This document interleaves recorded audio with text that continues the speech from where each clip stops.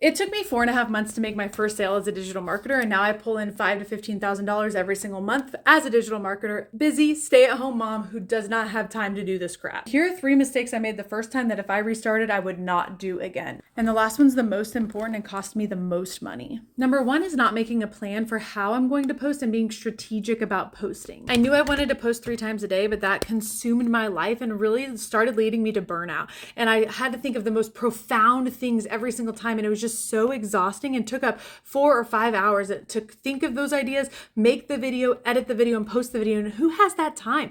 I know I didn't. I was staying up so late. So having a plan and being realistic about your plan will help you actually make money quicker. And I would love to go into what's a good idea for how to create content and plan it out. Just drop in the comments if that interests you and I can make a video. Number 2 is I did not take notes when I was taking my course. And so I didn't have any way to really refer back to something. And if you've ever taken these courses, a lot of times you're like, wait, where did I see that?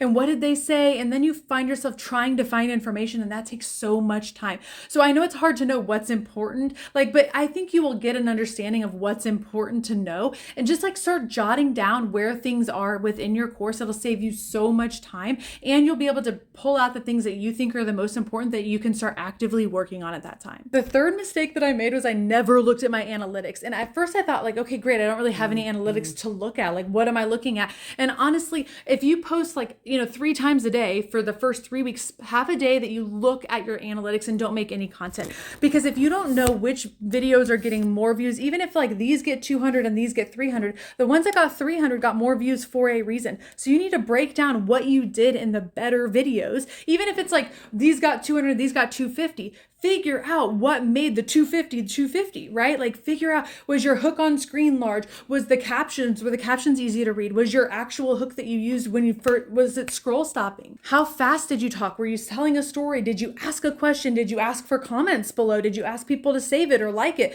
What was in the videos? And break it down and start tracking the commonalities between all these videos that do a little bit better than all of the others. And then, oh my gosh, I guess a fourth one is absolutely necessary. Actually do the things that you are writing down about your analytics, right? Notice things and actually do them with every single video. And if videos start performing poorly, then figure out why. Figure it out. There is a reason. Yes, there have been some crazy TikTok glitches this year in particular that have been wild, if I'm going to be honest, where who normally got 700 views each video was getting 60. And there are definitely glitches, but if you're starting out, it's definitely something that you have to learn. And if you understand that you have to learn content creation and that low views are part of that beginning process, you will be able to analyze your video and apply what works for your audience and continue to repeat doing what worked well. If this was helpful, be sure you hit the follow button, save it for later, and drop in the comments any questions you have.